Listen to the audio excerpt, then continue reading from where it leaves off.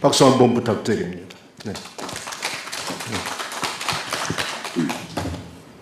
안녕하십니까. 저는 그 성균관대학교 행정학과에 재직하고 있는 배수호입니다. 제가 그 배병상 교수님의 저서와 그 논문은 제가 많이 읽고 굉장히 또 그 선생님께서는 글이 굉장히 수려하세요. 그 문학적 표현이 많은데 그 문학적 표현이 단순히 그냥 진짜 문학적 표현이라기보다는 어찌 보면 정치학자로서 그 예리한 칼 같은 어떤 문학적 표현. 그래서 교수님의 그 저서와 논문이 제가 대학원 수업인 동양사상과 행정에서도 많이 활용하고 있어요. 그래서 저도 오늘 처음 뵙는데 너무 감개무량하고 제가 얼마나 선생님의 논문을 이해하고 또 논평을 할 수 있을지 좀 내심 좀 걱정은 됩니다. 그렇지만 또 교수님 또 쉽게 글을 쓰셔서 제가 또 이해하는 데는 큰 어려움이 또 없는 것이 또 사실인 것 같습니다. 그래서 저는 뭐 사실 미국에서 환경하고 이제 지방 재정학을 했습니다. 한국에 들어와서 주로 이제 동양 사상 그 중에서도 제가 하고 있는 게 최근에 하고 있는 게 행정사화 연구.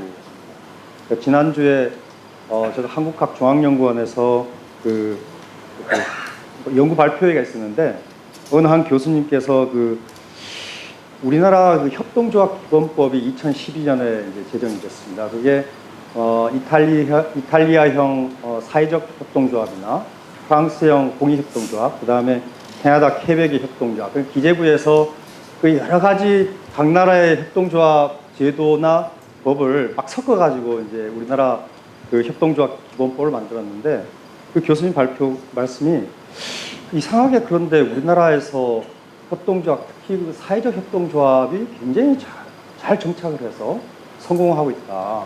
법을 들여다보면은 상당히 상충되기도 하고 서로 논리적인 거나 핵심적인 조항이 들어있지도 않고 하는데 왜 잘 되어 있는지 잘 모르겠다라고 얘기를 하셨었거든요. 근데 제가 이제 최근에 연구하고 있는 게 이제 지역 공동체 조직에서 개를 연구하고 있습니다. 그러면은 사회적 협동조합이라는 것 자체가 공동체의 번영과 생존을 기본적으로 깔고 있는 어떤 일반 목적을 추구하는 계가 있고, 그래서 이제 우리가 보통 알고 있는 향약이라든지 뭐 동계라든지 뭐 그다음 대동계라든지 뭐 총계, 아마 선생님들 여기 계시는 분 잘 알고 계실 거고, 또 한편 특수 목적의 계가 있습니다. 예를 들면 뭐 홍구계라든지 또 우마계라든지 수리계라든지 뭐 등등 있습니다. 그래서 바로 이 제도가 어설프게 들어왔지만 우리 사회에서 나름대로 그렇게 안착하고 성공할 수 있었던 것은 과거에 우리 그 전통 속에서 이런 것이 풍부하게 남아있기 때문에 그렇지 않느냐. 결국에 사람과 제도의 어떤 그런 상호작용이 결국 중요할 텐데, 학자마다 다릅니다. 제도론자들은 제도가 우선이다. 뭐 가장 대표적으로 경제학에서 얘기하는 공공선택주의자들은 기본적으로 제도가 중요하다라고 얘기하고 있는데, 또 한편에서는 이제 저도 이 공부를 하다 보면 역시 그래도 제도 속에서 사는 사람들이 어떤 마음을 가지고 어떻게 반응을 하느냐가 이게 중요한 것 같다라는 얘기를 했었고, 그분께 우리나라 그 계의 전통을 한번 공부하실 필요가 있지 않는가. 결국은 이제 벚꽃 창신의 어떤 그런 노력들이 필요하다라는 생각이 들었었고요. 또 얼마 전에 2020년 6월인가 한 주간지에 우리나라 방역이 지금까지 성공한 요인이 뭐냐라는 걸 가지고 일반 시민 의식 조사를 한 게 있습니다. KBS하고 서울대하고 시사인에서 했습니다. 근데 그때 나온 게 뭐냐 하면은 결과가 이거였습니다. 우리나라 사람들한테는 개인주의와 공동체주의가 같이 나타난다. 그게 무슨 말이냐면은 제가 그분의 서울대 사회학과 교수하고 같이 저녁을 먹으면서 얘기할 수 있는 기회가 있었는데, 그게 뭐냐 자기도 잘 모르겠다. 근데 그 문항의 그 결과를 보면은 아주 선명하게 개인주의적인 성향과 공동체주의 성향이 같이 난다라고 얘기했습니다. 그래서 제가 이제 가능한 해석이 이걸 것 같다. 결국에 우리 어떤 한국 사람들이 그 수백 년 아니면 또 어쩌면 수천 년 동안 내려오는 어떤 유학적인 소양, 결국은 개인으로부터 시작해서 공동체를 지향하는 것. 나의 자유는 공동체 안에서야 나의 자유. 그러니까 공동체 이념으로부터의 자유. 그래서 어찌 보면 개인주의적 공동체주의.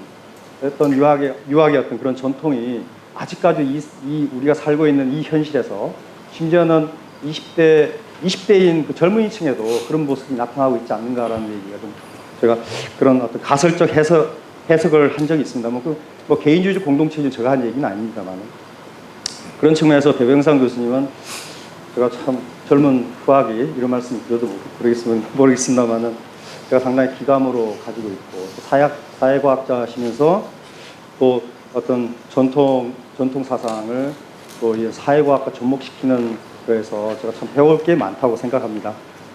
그래서 제가 이제 좀 의람되지만 저의 그 말씀을 좀 드리도록 하겠습니다. 저희가 10분입니까, 교수님? 제가 10분으로 알고 있는데, 네, 제가 좀 빨리 읽겠습니다. 배병상 교수님이 없고 정치가 대개 치유의 정치론을 즐겁게 읽었습니다.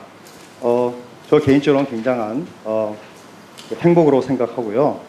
오랫동안 그 행정학을 중심으로 한 사회과학 전공자로서 저 나름대로 의견을 제시하도록 하겠습니다.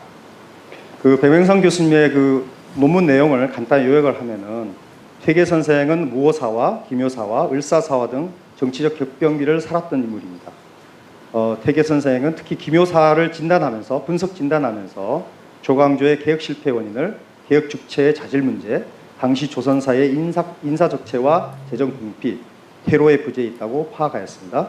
이에 대한 처방책으로 퇴계 선생은 테러의 개척, 서원의 건설, 군자의 자기 수양으로 제시하였습니다.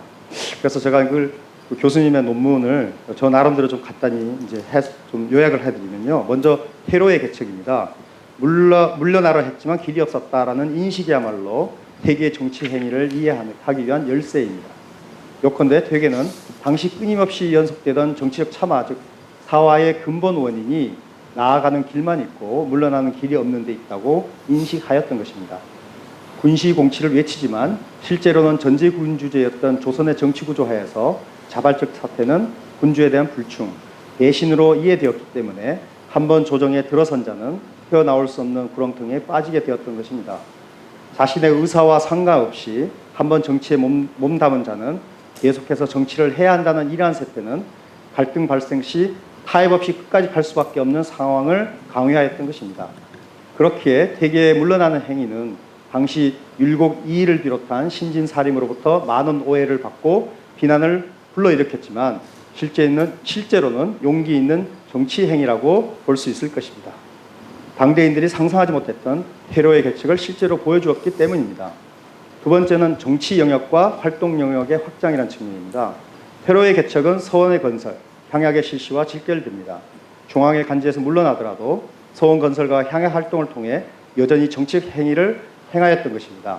이러한 전통은 퇴계에서부터 비로소 정착되었으며 이후 조선소 사회를 특정짓게 됩니다. 정치적 영역과 활동 공간은 제조 차원을 넘어서 제어 차원까지 확장될 수 있었던 것입니다. 서원은 조선 정치의 영역을 중앙에서 지방, 제하로 확장시켰고 이것은 범위의 확장뿐만 아니라 두 영역 간 인재 순환이 이루어지면서 조선 정치의 정체를 막아주는 역할을 하였던 것입니다.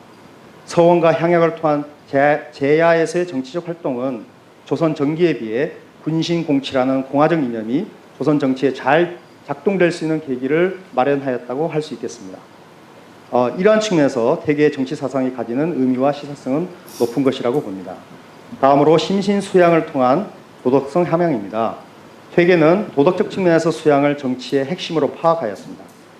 퇴계는 당시 정치적 혼란, 사화 발생 등 혼란의 난맥상을 법적, 제도적 장치의 미비에서 찾았던 게 아니라 국가와 법, 제도를 운영하고 정치를 행하는 주체들이 사사로움에 빠져 있었기 때문이라고 진단합니다. 무엇보다도 군주는 모든 정치의 시작처이자 규결처로서 많은 이해관계들이 응집되어 역동성을 보여주는 곳입니다. 따라서 정치의 중심적 존재인 군주의 마음가짐과 도덕적 함양은 그 핵심을 차지합니다. 퇴계는 군주의 마음을 올바르게 다스림에 대한 중요성을 강조했던 것인데요. 이는 무진 육조서나 성학식도에서 잘 제시되고 있습니다.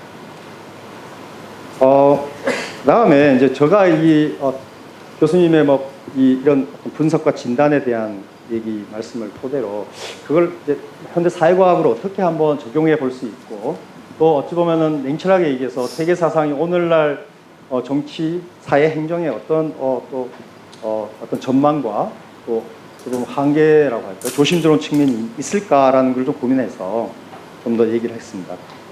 배병상 교수님께서 언급하신 대로 퇴계의 이러한 정치 행위는 조선의 정치 구도를 혁명적으로 재편하였다는데 전반적으로 공감합니다. 그러면 몇 가지 질문과 시사점에 대해 좀 논의를 드리고 싶은데요. 첫 번째, 도덕적 자질 및 도덕적 함양은 오늘날 정치인과 공직자에게 절실하게 요청되는 덕목이라 생각합니다. 세계 이상적 정치인상은 오늘날에도 여전히 유효하며 어쩜 더욱 절실해 보입니다. 유교 사상에서 공과 사는 도덕적, 윤리적 정당성 여부에 의해 판별됩니다. 자신의 위치와 역할에서 도덕적으로 떳떳하고 올바른 언행은 바로 올바르고 공정한 것입니다. 그렇지 않을 경우에는 사사로움이 됩니다. 이에 반해 서양 사상에서 공과 사는 영역적 차원에서 공적 영역, 사적 영역으로 대립적 관점에서 접근을 합니다. 과거 서세 동점 시기에 서양 사상의 공사관이 우리 사이에 마구잡이로 번역 도입되면서 공과 사에는 많은 개념적 혼란이 나타나고 있습니다. 오늘날 우리 사회에서 만연하고 있는 많은 공공성 위기 현상들이 이러한 공사 간의 혼란과 무관치 않다고 생각합니다. 그래서 저와 그린 좌표 그림을 보시면요. 그래서 이제는 우리가 영역 대립적 차원에서 공사관뿐만 아니라 윤리 도덕적 차원에서의 공사관 또한 진지하게 고려되어야 한다고 생각합니다. 왜냐하면요. 사적 영역에서든 공적 영역 모두에서 공이 지극히 망각되고 있는 게 작금의 현실이기 때문입니다. 특히 공적 영역이 사적 이익을 추구하는 이 극대화의 장으로 뒤틀려 있습니다.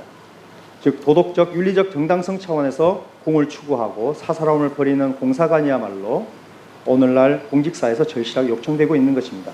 아무리 제도가 잘 정비되어 있다 하더라도 그것을 운영하는 주체인 공직자의 자질은 제도 운영에 있어 무시할 수 없는 변수입니다.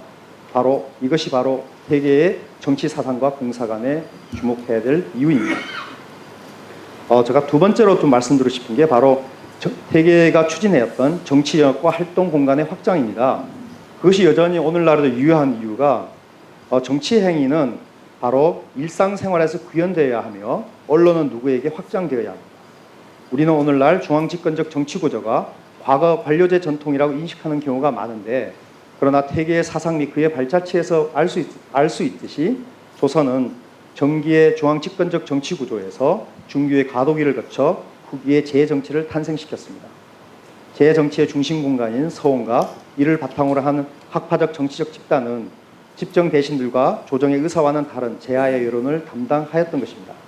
이러한 여론은 군주와 조정 대신들도 결코 무시할 수 없는 것이었고 이러한 제하 정치의 존재는 조선 사회가 중앙 일본도의 정치로 가는 것을 막고 지역의 소리를 듣고 정책에 반영하는 선순환 구조를 창출할 수 있었던 것입니다. 오늘날 우리 사회에서도 지방 분권이 사회적 주요 이슈로 자리 잡고 있습니다. 지방 자치를 위해서는 중앙정부의 포용성이 중요하다는 것을 고려할 때 지방의 목소리를 들을 수 있는 시스템의 중요성이 날로 커지고 있습니다. 이런 차원에서 삶이 곧 정치라는 세계의 통찰은 오늘날 풀뿌리 민주주의, 주민자치, 성찰적 수기적 참여와 소통 등과도 직접적으로 맥이 있는 것으로 보입니다. 저는 기본적으로 우리 행정학 같은 경우, 특히 사회과학은 기본적으로 제도주의입니다. 그래서 어떻게 하면 법과 제도, 정책을 잘 마련해 갈까라는 것이 이제 주요인데, 최근에 사회과학적 학문 주류가 개인의 초점을 맞추는 사회심리학이라든지 어떤 개인의 초점을 맞는 방향으로 좀 많이 나가고 있습니다. 그래서 어떤 세계 선생이 얘기하는 어떤 도덕성, 함양, 자기 수양이 굉장히 중요합니다. 그럼에도 불구하고 여전히 정치인의 심성 수양만으로 우리가 보통 행정학에서 얘기하는 고약한 문제, 그것을 위키드 프로블럼이라고 얘기하는데 그것을 해결하기에는 그것만으로 한계가 있지 않을까. 결국은 제도와 어떤 개인의 심성, 도덕성이 어떻게 병진해 갈 것이냐, 어떻게 승승할 수 있는 선구닥적인 선순환을 만들어낼 것인가에 대한 얘기입니다. 예를 들면은 조선조의 정조의 개혁 정치가 일면에서는 성공했다고 할 수 있지만 결국 조선의 정조의 개혁 정치 자체가 공화정의 원리인 견제와 균형의 원리를 상당히 파괴한 부분도 있거든요.